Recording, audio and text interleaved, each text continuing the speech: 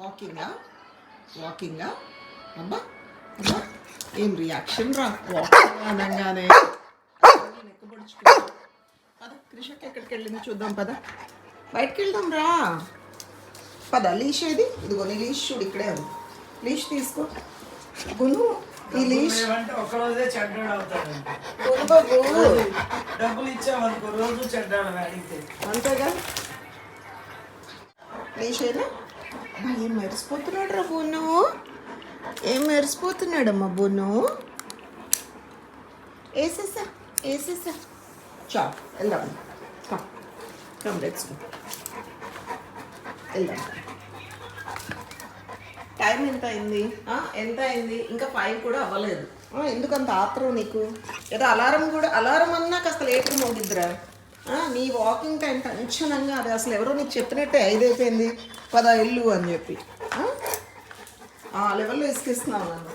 అదే నాకేదో నాకేమన్నా మంత్లీ శాలరీ ఇస్తున్నావా బ్రూను? మంత్లీ శాలరీ ఇస్తున్నావా? కూర్చో కాసేపు. ఏమండి చూసారా, అసలు 5 అవ్వనివ్వడు అనమాట. టెన్షన్గా అసలు ఇంకా 2 minutes ఉంది 5 అవ్వడానికి. వెళ్ళిపోదాం నన్ను ఇంకా ఎవరితో మాట్లాడినివ్వడు, ఎక్కడ కూర్చొనివ్వడు అనమాట. ఇంకా వాడిని తీసుకుని ఐ హ్యావ్ టు గో. ఒక ఫుల్ రౌండ్ వేసుకుని వస్తే ఎండ ఉండనివ్వండి, వాన ఉండనివ్వండి, ఇంకా షూర్గా వెళ్ళిపోవాలన్నమాట. ఇలా నుంచినట్టు చూడండి. ఇంకెళ్ళి సరే వాకింగ్కి వెళ్ళేసి వస్తా. నో ఎందుకు, ఏముంది అరుస్తున్నావు ఎందుకు? ఏమి లేకపోయినా ఓవరాక్షన్ చేయమాక. నేను నా కోసం నా వాకింగ్కి కూడా నేను కొనుక్కోలేదండి షూస్. వీడి వాకింగ్ కోసం కొన్నాను అనమాట. ఇది వేసుకునేటప్పుడల్లా మా అమ్మ నాకు రోజు బెదిరిస్తుంది, ఆ హోల్స్లో ఏమైనా ఎక్కేస్తాయి ఏమైనా ఉంటాయని చెప్పి. ఇంకా నాకు భయం అనమాట, ఇలా కొట్టేసి చూసుకొని వేసుకోవడం. ఇంకా రోజు ఉండే సీనే నాకు ఇది. వేసుకున్నాక కూడా ఒక్కొక్కసారి అయ్యి బాబు ఏమున్నాయా ఏంటి బాబు లోపల అని ఒక ఫీలింగ్ వస్తూ ఉంటుంది అనమాట. ఇంకా నెక్స్ట్ వీడి పూప్ రోల్స్ ఇక్కడ పెడతాము. ఏది అమ్మయ్య ఫైనల్లీ అది వండిదనమాట. వీడి కోపం వచ్చేస్తే వాకింగ్ లేట్ అయింది అనుకోండి, ఇంక ఇది తీసుకొచ్చి ముక్కలు చేసేసి మన ముందు పెడతాడు. ఆ కోపాన్ని అలా చూపిస్తాడు అనమాట. మీకు చెప్పి ఒక్క నిమిషమన్నా అయిందా? చూసారా, అదిగోండి పూప్ రోల్ తీసుకొచ్చి గోల్ చేస్తాడు. ఎందుకు అనుకున్నారు? ఆడి కోపం ఏంటనుకున్నారు? మీట్యూ నుంచి చికెన్ తెప్పించా. రోజు నైట్ క్రిషా జిమ్ నుంచి వచ్చి ఏదో ఒకటి చికెన్ చేయమని అడుగుతాను. సరే అది తెప్పించాను. అది లోపల పెట్టే ఆ గ్యాప్లో వాడి కోపం అన్నమాట, నన్ను ఎందుకు ఆపావు అని. ఇందాక సరిగ్గా కనిపించలేదు కదా మీకు. ఇది చాలా జాగ్రత్తగా పెట్టాలి ఇక్కడ, ఎందుకంటే ఎడ్జ్లో ఇక్కడ పెట్టామనుకోండి ఇమీడియట్గా చక్కగా 2 minutesలో చాక్లెట్ తిన్నట్టు తినేస్తాడు మొత్తం అంతా.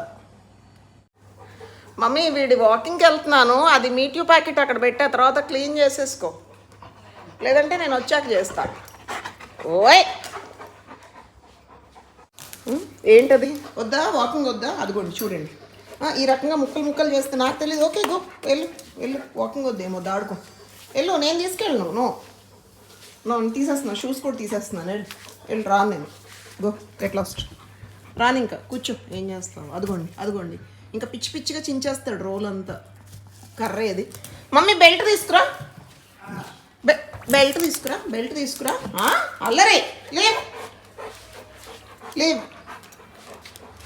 వదిలేసావా? Okay good. అది అక్కడే ఉందండి. వచ్చే దారిలో 2 పిల్లులు కనిపించినాయండి. అసలు మామూలుగా లాగలేదు వీడు. లిటరల్లీ ఇంకా వేద్దాం అనుకున్నారండి వెనకమాల. ఇంకా దెబ్బ పడే మూమెంట్లో కంట్రోల్ అయ్యి వచ్చేసాడు. ఆల్రెడీ ఫుట్బాల్ తగిలి ఇదిగోండి ఈ చిటికెన్ వేలు కొంచెం లైట్గా నాకు క్రాస్ అయింది. ఇవాళ ఈడి లాగుడికి ఇది స్ట్రైట్ అయిపోయేదేమో అనిపించింది, అంత లాగాడనమాట. అర్జెంటుగా మా మేనేజర్కి చెప్పి ఆ క్యాట్ క్యాచర్స్ ఎవరైనా ఉంటే పిలిపించండి, అవసరమైతే నేనే పే చేస్తానని చెప్దాం అనుకుంటున్నాను.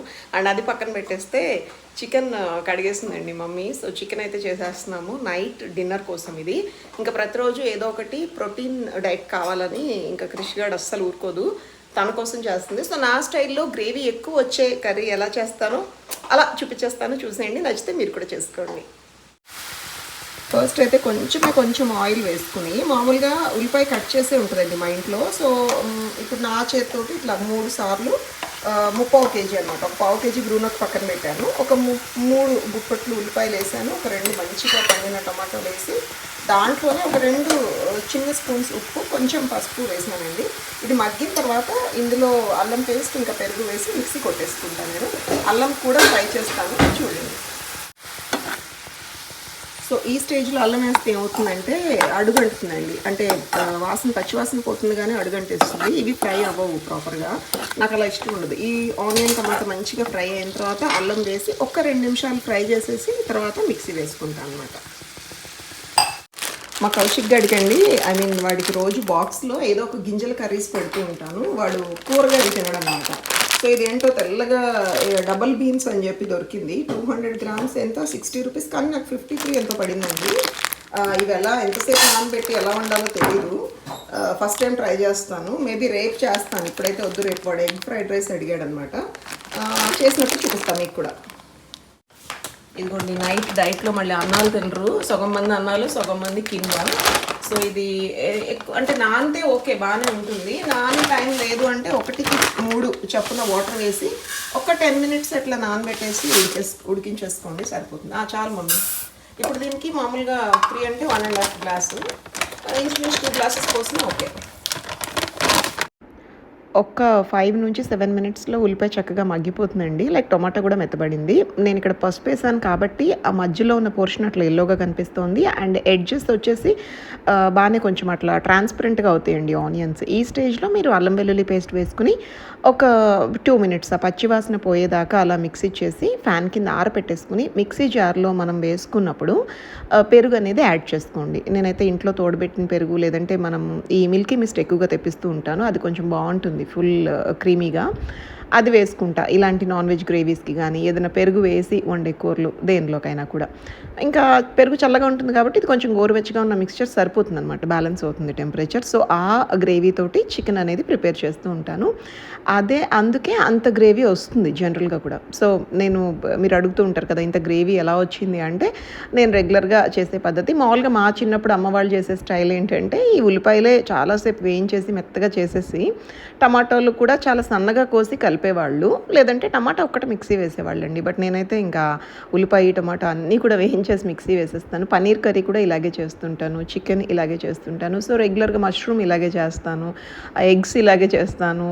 సో అట్లా మనకి ఏది కొంచెం ఇట్లా ఇంట్రెస్టింగ్ కర్రీస్ ఏవైనా సరే చేసుకోవచ్చు.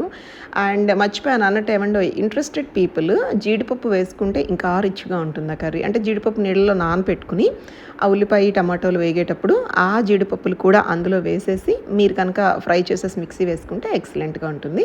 ఇప్పుడు ఆ మిక్సీ వేసిన పేస్ట్ ఏదైతే ఉందో ఆయిల్లో మంచిగా ఫ్రై చేయండి. బికాస్ ఫస్ట్ మనం ఆయిల్ కొంచెమే వేసుకున్నాం ఆనియన్స్లో. ఇప్పుడు ఈ పేస్ట్ వేగడానికి ఇంకొంచెం ఆయిల్ వేసుకోండి, మరి ఎక్కువ ఏం పట్టదు. సరిపడా క్వాంటిటీ చూసుకుని మీరు ఎలా తింటారో అలా వేసుకోండి. అంటే పర్టికులర్గా ఇంత అంత అని నేను చెప్పనండి, బికాజ్ ఆల్రెడీ చికెన్లో మనకి ఆయిల్ అనేది మనకు వచ్చేస్తుంది వండేటప్పుడు. అండ్ ఇక్కడ ఎందుకు ఇంత వాటరీగా ఉందంటే, ఆ గ్రేవీ వేగిన తర్వాత మనకు ఆ పచ్చివాసన పోయాక చికెన్ని యాడ్ చేసేసుకోవాలి.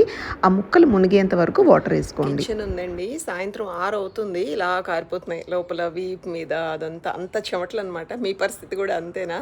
మార్నింగ్ ఏమో 10 లోపల వంట చేసేస్తున్నాం ఫాస్ట్గా. ఈవినింగ్ 4:30 to 5:30 మధ్యలో చేసేద్దామని వెళ్తే ఎంత ట్రై చేస్తున్నా చల్లగా ఉన్న టైంలో చేద్దామని వర్కౌట్ అవ్వట్లేదు. స్నానాలు చేయాల్సిందే వంట తర్వాత. ఇవాళ ఏంటో చాలా టైం పట్టిందండి. మరి ఆ చికెన్ ఏమన్నా ముదురుది పంపించాడో ఏంటో తెలీదు, కంప్లైంట్ పెట్టాలి. సో ప్రస్తుతానికైతే పిల్లలు జిమ్లో డ్రాప్ చేయమంటున్నారు. అక్కడికి వెళ్ళి వాళ్ళని దించేసి వచ్చేటప్పుడు ఫిష్ షాపింగ్ ఉంది, అది కూడా తీసుకుని ఇంటికి వచ్చేస్తాను. That's it. ఇవాళ బ్లాగ్ ఇంతటితో ఎండ్ చేసేస్తున్నా. ఉండనా? మళ్ళీ నెక్స్ట్ ఫ్యూచర్ బ్లాగ్స్ చూడాలి అనుకుంటే ఛానల్ని సబ్స్క్రైబ్ చేసుకోండి, నన్ను ఫాలో అవ్వడం మర్చిపోవద్దు. వీడియోస్ నచ్చితే మాత్రం లైక్ అండ్ షేర్ చేయండి ప్లీజ్. బాయ్.